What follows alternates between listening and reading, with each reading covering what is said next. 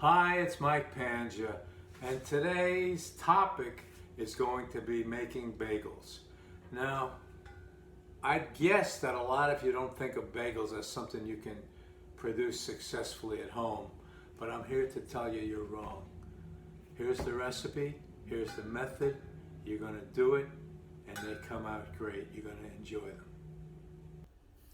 Here are the ingredients you'll need to make your bagels. As I recommend you do with any time you're following a recipe, is to gather your ingredients. Not too difficult in this case. We only have 6 ingredients. Not too complicated. So we'll need bread flour, a package of active dry yeast, about 1.5 to 2 cups of warm water, some salt. We're going to use about 1.5 teaspoons of salt, some baking soda, and some granulated sugar. My strongest recommendation is that you use a cooking scale. They're not awfully expensive, and they'll add great consistency and ease to your putting together baking recipes. So I have a large bowl that I'm going to mix all this stuff in, put it on the cooking scale, and zero it. Okay, first thing I'm going to do is put in our flour, which is 500 grams of bread flour. Now, if you still insist on not purchasing a kitchen scale, I'll give it to you in cups. It's 3.5 cups of bread flour. So the method I use is I dump it in until it gets close. So we got 70, we got 135, we got 265, 315, 453. All right, 453. The rest I can do the wooden spoon. We want to get it to 500. 489, we need 11 more. That's about that much, don't you think? 498, that was close. Okay, 2 more. 500 on the button. Okay, good job, Mike.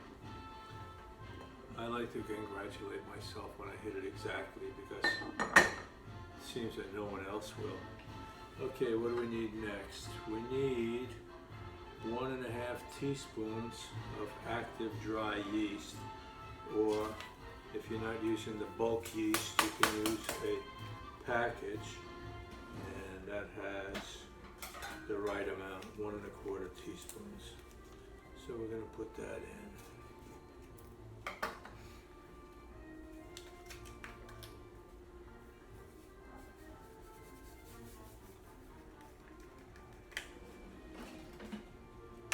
We need the sugar, 19 grams. That's 1.5 tablespoons if you don't have a kitchen scale. So, zero the scale, and look for 19 grams of granulated sugar.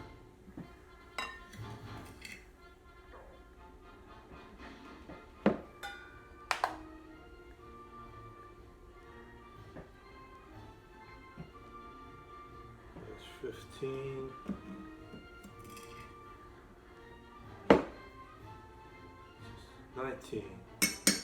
On the money. What else should we put in here? The warm water. Let's get the salt. 9 grams of salt. We could put that in.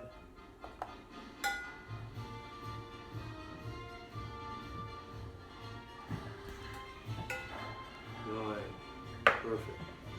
Now, before we put the water in, I like to stir up the dry ingredients a little bit. Now we're going to add 1.5 cups, or 120 milliliters, or 120 grams of warm water. I've warmed this in the microwave, looking for 120.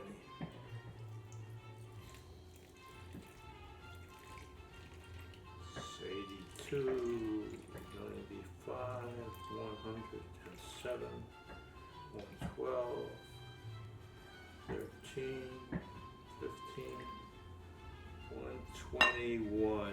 I'm going to say that's close enough.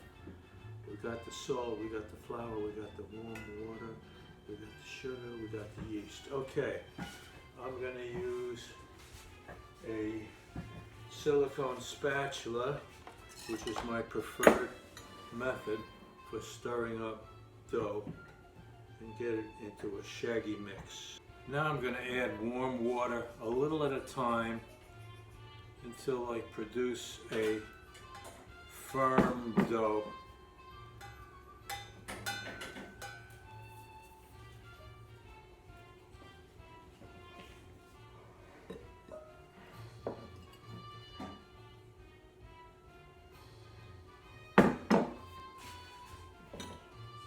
As you add the water, use your spatula to pick up loose flour from the bowl edges and press it into the dough, incorporating it completely as best you can. I think this dough looks about right, and we're ready to go on to the next step. Pee-wee, can I have your cooperation? You be quiet while we make these bagels. Thank you. Now we'll dump the dough out and knead it for about 10 minutes. I'm going to flour my work surface.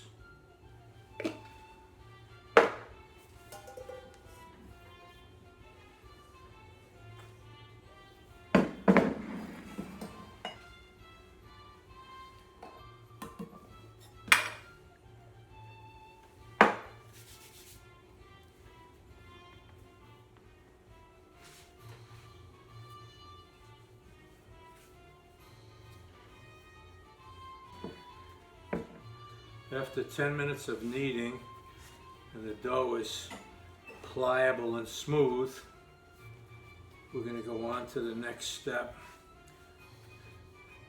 which is to lightly oil a large bowl.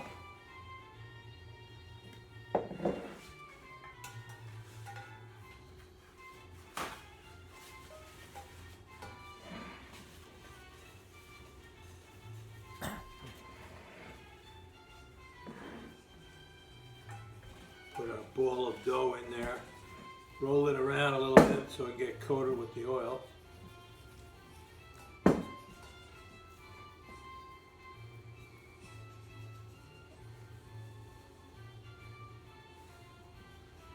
We're going to cover it and let it rest for an hour.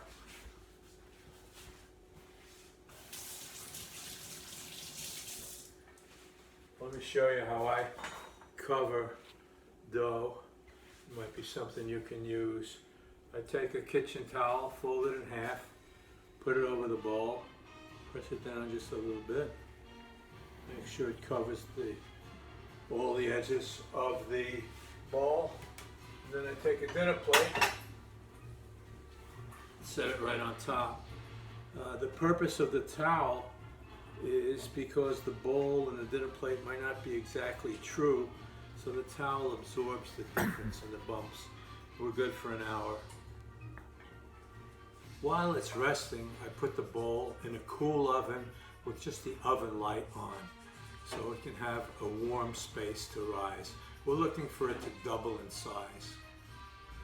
Well, after the hour rest, let's take a look. Yes, we can see that the dough has at least doubled in size. Now the trick is to punch it down.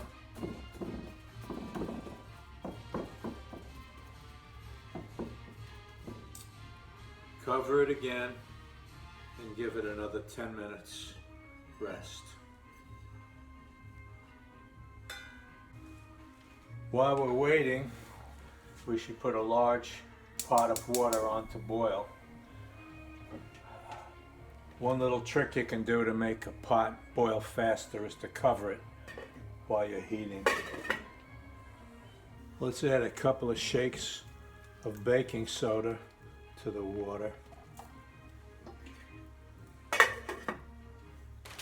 Now I want to cut 8 squares of parchment paper for use later.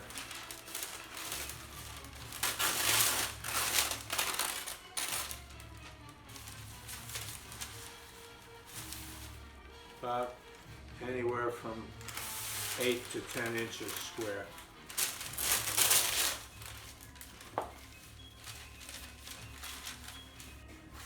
Once I have the pieces cut, I take the roll out of them by running them over the edge of the island. That makes them a little flatter so they're easier to work with.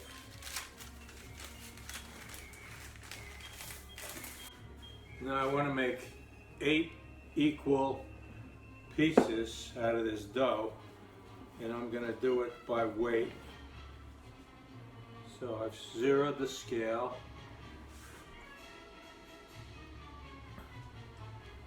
That's 848.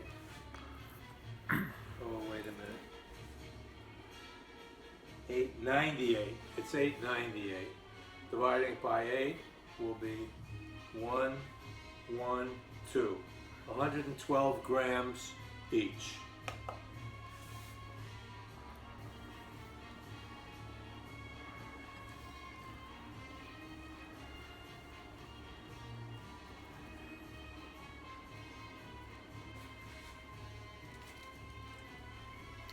Now I'll roll each piece into a uniform ball.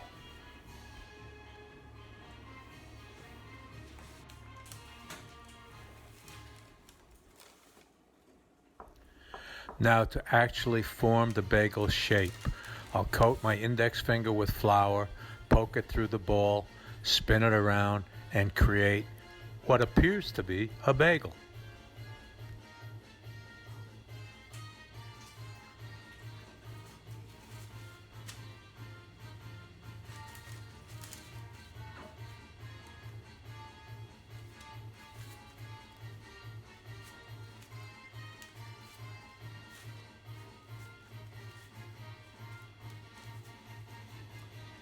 Now, before going on to the next step,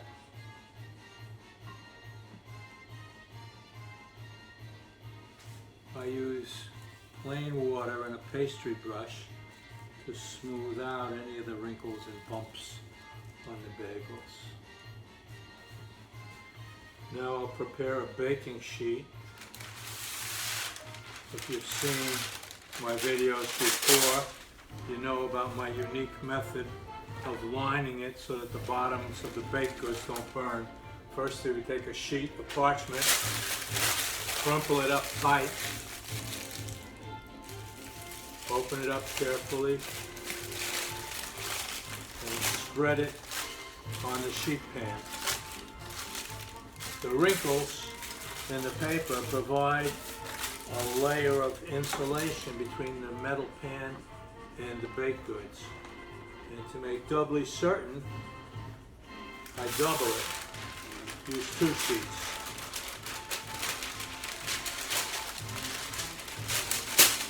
I can work the box. Crumple it up, and we'll create more insulated space under the bagels.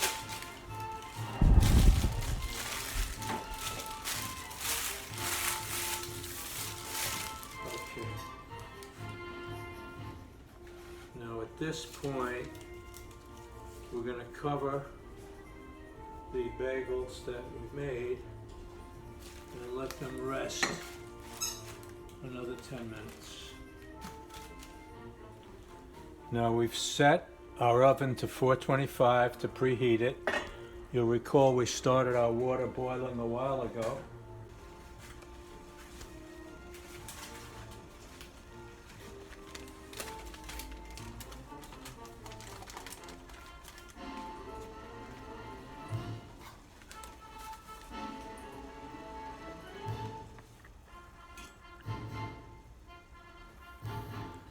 I'm setting each bagel in the boiling water and let them boil 1 minute or so on each side.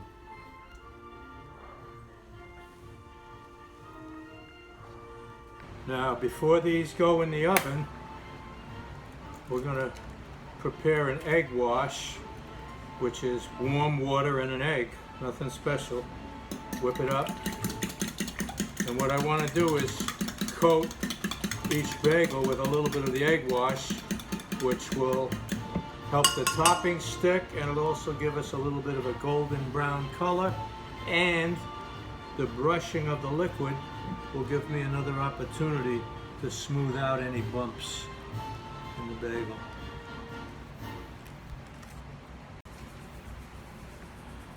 Now I'm going to use some everything bagel seasoning.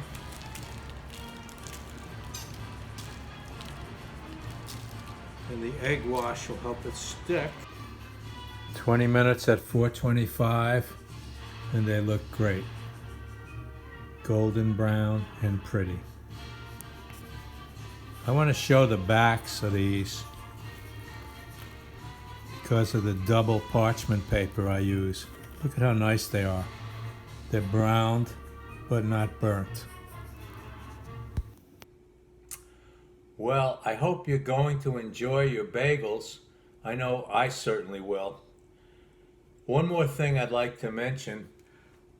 I have seen people cut bagels in a way that invites mayhem and bloodshed. And I would like to make this public service announcement to demonstrate the safe way to cut a bagel. That is, providing you don't have a super electric bagel cutting machine like they have at Einstein Bagels. Okay, here's the deal. What I see people doing often is holding the bagel like this and cutting it like this. Now there's an obvious danger to this because the sharp edge of the knife is facing the soft edge of your hand. Not a good thing. So here's what I suggest and I recommend. Put the knife under your hand, this way. You can cut down and not worry about slicing through your hand. This is my recommended method for slicing a bagel with a bread knife. Okay? Easy. Easy peasy and safe.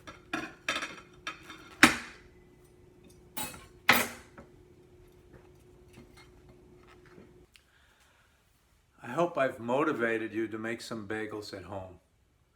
I think you'll enjoy them if you do. And if you do make them, why don't you take a picture for me and email it to me at mike@mikepanja.com, and I'll feature your picture on my next videos. In fact, any of you that make any of the foods I show on any of my videos are invited to send me a picture, and I'll feature your picture on one of my future videos. Meanwhile, as always, I thank you so much for watching.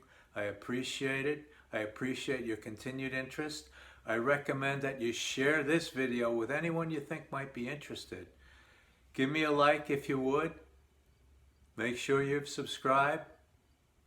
Thanks again for watching, and I'll see you again next time.